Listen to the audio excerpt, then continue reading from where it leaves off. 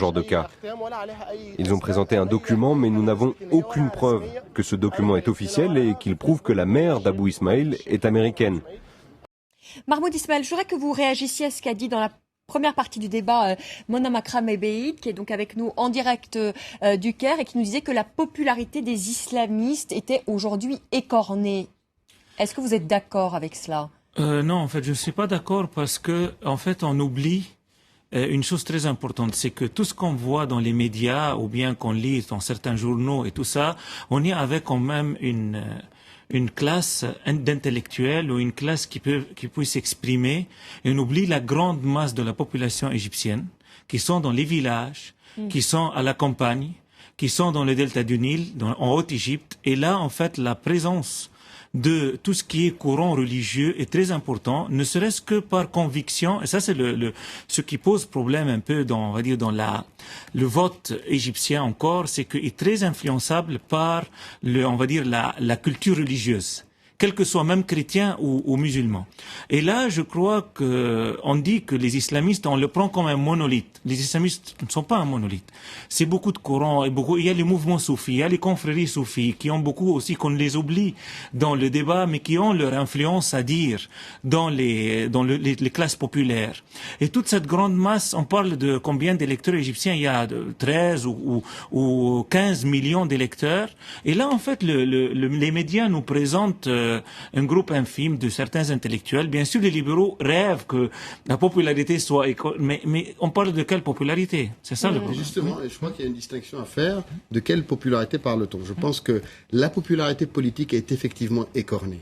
Je pense que vous avez raison, les islamistes, quels qu'ils soient, toutes tendances confondues, ont été pendant des années sur le terrain, ont aidé un certain nombre d'Égyptiens, surtout les plus pauvres d'entre eux, dans les villages, dans les petites villes, et que ce sont eux qui ont voté aux dernières élections, essentiellement, même si le taux de participation n'était pas extrêmement élevé, puisque au final, il n'a pas dépassé 50%, et que pour les élections, par exemple, du Sénat, il y a 3 millions d'Égyptiens qui ont voté pour le Sénat, ce qui n'est rien par rapport à 50 millions qui peuvent voter.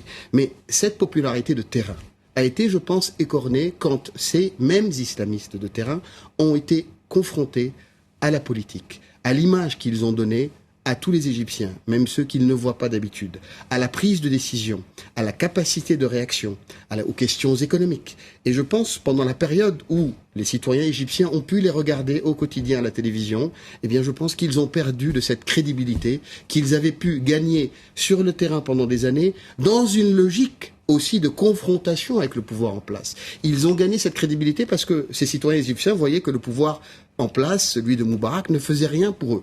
Et maintenant qu'ils sont, entre guillemets, à la place de ce... Mais ils ne sont pas à la place, je ne suis pas d'accord. Ils ne sont pas tout à fait à la place. Pas du tout. Les conseils militaires tiennent les reins et le gouvernement n'est pas à eux. Mais ils ont pu les voir à l'œuvre au quotidien. Oui, et quand vous écoutez les réactions d'un certain nombre d'Égyptiens, finalement, est-ce qu'on ne s'est pas trompé? À mon avis, ils vont pas résoudre le problème de 40 ans en quelques mois. Ce n'est peut-être pas suffisant, mais je pense que quand on dit écornée, ça veut dire qu'elle n'est pas forcément ternie à jamais. Mais si elle est écornée, c'est entre les attentes du début et ce qui s'est passé pendant ces quelques mois, eh bien, a provoqué un certain désarroi chez un certain nombre de citoyens égyptiens. Je crois que peut-être leur popularité a quand même un peu dégringolé, mais on ne peut pas dire qu'elle a été totalement écornée, parce que les gens, en fait, sachant que la culture en Égypte, les gens qui ont été instruits et tout, on ne peut pas savoir exactement les pourcentages.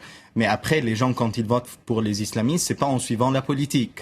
C'est surtout par d'autres considérations sociologiques, culturelles. Parce que les islamistes ont un rôle social très important, les frères musulmans, durant des années. Hein. Après, il y a une question de foi, que les gens croient qu'ils votent pour les islamistes. C'est une question de foi, c'est une question que ça permet... Religieuse. Oui, mais c'est ça, ils étaient un peu au-dessus du lot parce qu'il y avait cette considération de croyance, de foi. Ils se sont dit finalement, ce sont des gens qui, arrivés au pouvoir, seront irréprochables.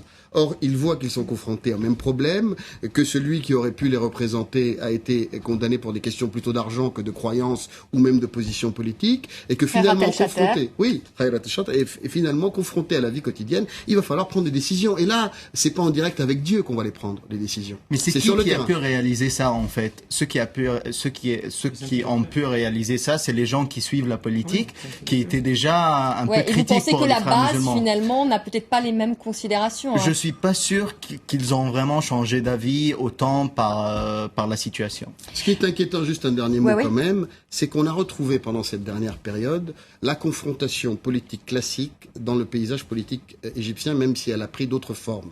C'est-à-dire d'un côté les islamistes et de l'autre côté les proches du régime. Et finalement, où est la révolution? Où sont ces millions de jeunes qu'on a vus mais j'ai envie de vous poser la question, aux jeunes du monde ils sont levés avec la gueule de bois. Où sont-ils? Ils sont hors jeu aujourd'hui. Aujourd'hui, comme vient de le dire Ahmed Kei, il y a d'un côté l'armée et de l'autre côté il y a les islamistes. Et c'est pas eux qui ont fait la révolution. Sur la place Tahrir du mois de janvier, c'était les jeunes, c'était les libéraux. Où sont-ils aujourd'hui? Ils sont hors jeu? Non, en fait, ils sont... parce que vous les soutenez. Oui, ils sont pas hors jeu. On peut pas dire qu'ils sont hors jeu, mais c'est juste le sentiment qu'on a. C'est juste une considération que on a une partie qui travaille dans la politique, ça fait des années. Ça fait 80 ans pour les frères musulmans. Un ancien régime qui tient le pouvoir, ça fait 60 ans. Et un peu des mouvements politiques libéraux qui viennent d'avoir lieu avec la révolution, un peu avant la révolution, mais qui ne sont pas aussi organisés que ça. Mais c'est juste une question de temps et je crois que c'est normal. C'est qui votre candidat, vous les jeunes de Tahrir? Vous soutenez qui aujourd'hui? Je crois que après El Baradei, il n'y a que Aboul Foutour présent pour être soutenu si on veut éliminer les anciens du régime.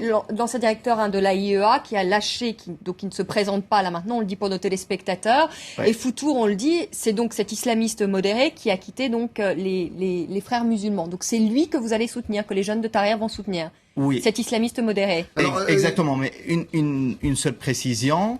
Parce que Madame tout à l'heure a dit que on ne peut pas nier qu'il est aussi parti des frères musulmans, mais on ne peut pas non plus négliger le fait que depuis 2005, il a des problèmes avec les frères musulmans, qu'il a été exclu. Oui, il a été exclu après la révolution, mais il avait déjà des problèmes. Alors toutes les théories de conspiration, qu'il fait toujours partie des frères musulmans, c'est un peu des théories des conspirations comme on les fait toujours, mais la vérité c'est qu'il avait toujours des problèmes avec eux et il était un peu un courant totalement libéral au sein des frères musulmans.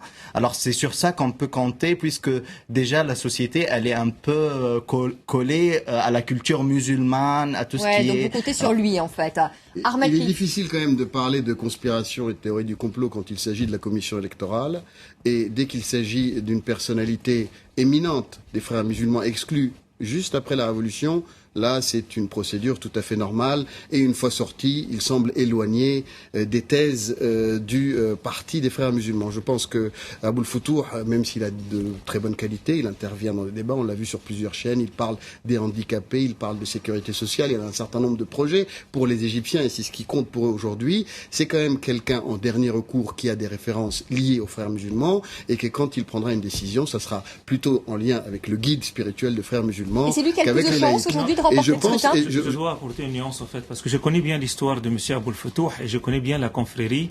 En fait, la confrérie a 6 mois, c'est même un critique qu'on peut l'apporter à la confrérie. La confrérie est très très dure avec ceux qui le quittent, ils ne reviennent jamais, ils sont même je ne dis pas des ennemis, mais presque. La preuve, on a dans l'histoire, il n'aura pas de lien avec les frères musulmans. On a la preuve dans l'histoire. Il y a 2 grands savants dans l'histoire de l'Égypte qui ont quitté la confrérie, ils étaient obligés à quitter, même 3 grands savants, et ils étaient toujours mal vus de la confrérie. On n'est pas dans une confrérie, là on est dans un parti politique. Oui, non, la partie politique, la confrérie a d'autres règles. Bien sûr, mais la partie politique en fait c'est presque la même chose. Mais il faut dire quelque chose en fait. Attendez, on va terminer avec Mahmoud Ismaël et ensuite vous aurez la parole. Et on va quand même donner la parole aussi à Monama Akram. Il y a aussi quelqu'un qui a aussi une histoire similaire comme M. Aboul Foutour, qui est aussi candidat, sa candidature a accepté, c'est Hamdine Sabbahi.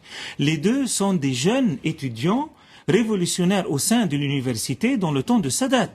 Et Aboul Foutour, il a une longue histoire, même à l'époque on savait pas qu'il faisait partie des frères musulmans, il a débattu avec Sadat en plein université du Caire, et c'était quand même assez dur. C'était osé à l'époque. Et Hamdine Sabah, il a aussi une longue histoire.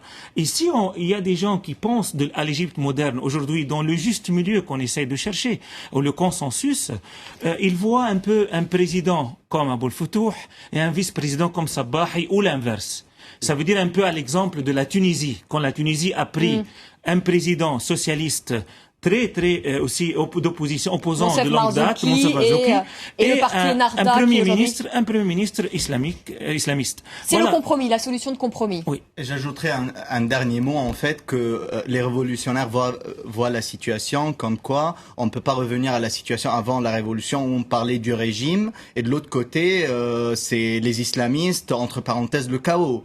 Ça, c'est totalement refusé. C'était la philosophie d'avant la révolution. Pragmatique. Voilà. Alors maintenant, il y a l'ancien régime qui est totalement corrompu. Il y a les autres pouvoirs politiques. On peut être contre ou pour, mais en tout cas, c'est pas l'ancien régime. Et après, les frères musulmans, les gens qu'ils fassent tout ce qu'ils font maintenant, les gens ils constatent ça et la démocratie fait en sorte qu'ils vont l'éliminer après.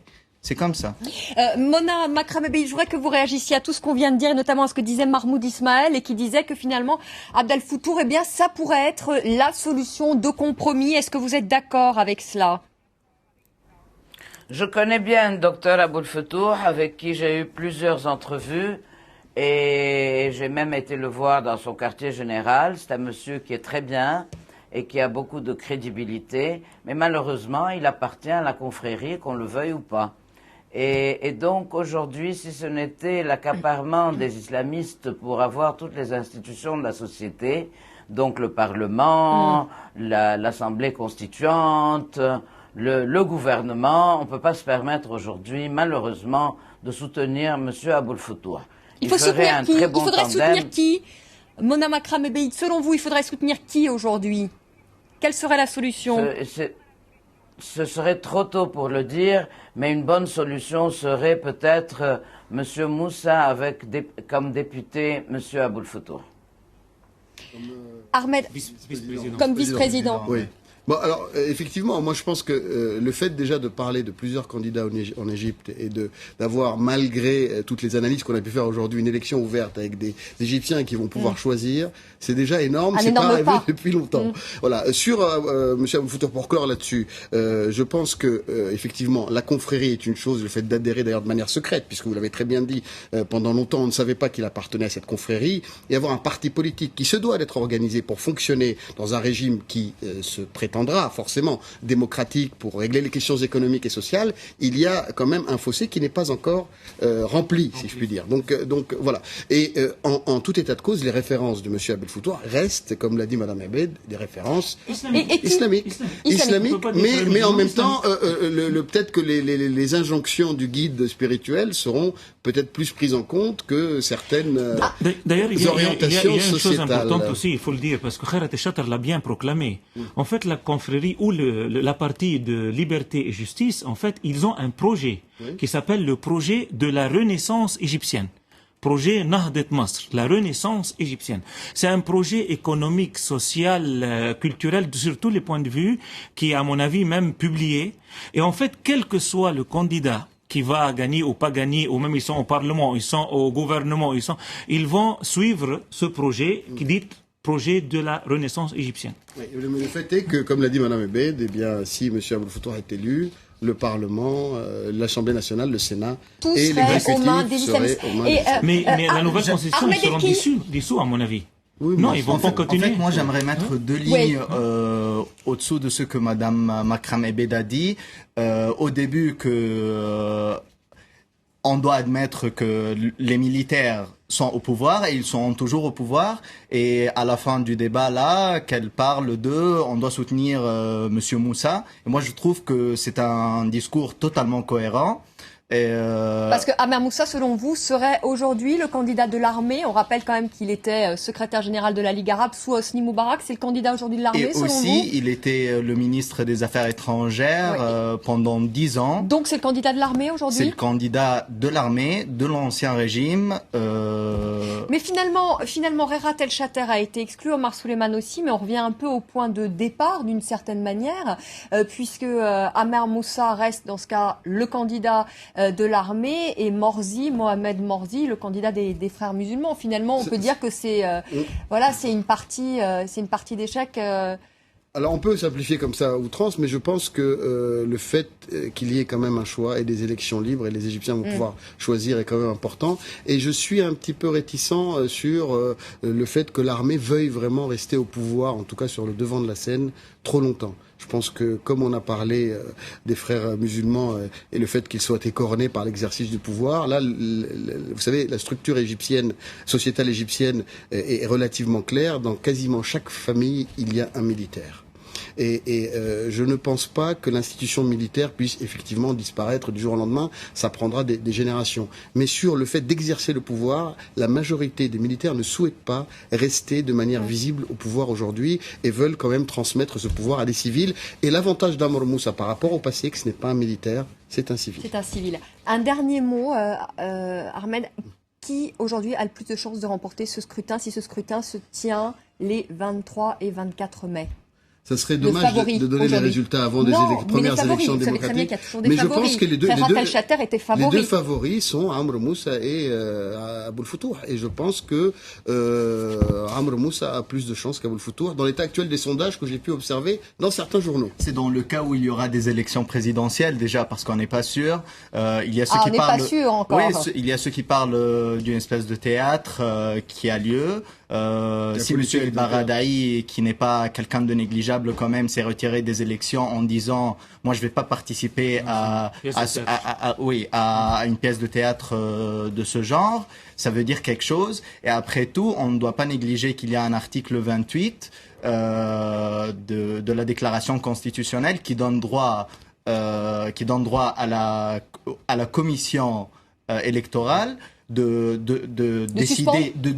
décider ce qu'elle veut, sortir des décisions qu'on ne peut pas attaquer devant justice. Alors ils peuvent décider un jour de vous choisir comme président de la République et personne ne peut contester. C'est la situation actuelle et ça veut dire quelque chose. En tout cas, ce qu'on peut dire encore ce soir, c'est qu'il y a encore beaucoup d'incertitudes et peut-être beaucoup de confusion. Mais, comme l'a dit Ahmed El-Kheï, voilà, en un an, quand même, aujourd'hui, il y a quand même une certaine forme de pluralisme. La preuve, c'est qu'il y a encore 13 candidats en lice pour cette élection présidentielle. Merci Mahmoud Ismail d'être venu sur le plateau de France 24. Merci à Ahmed Abid, merci à Ahmed El-Kheï et merci également à Mona Makram Ebeid qui était avec nous en direct du Caire. Très belle soirée à vous.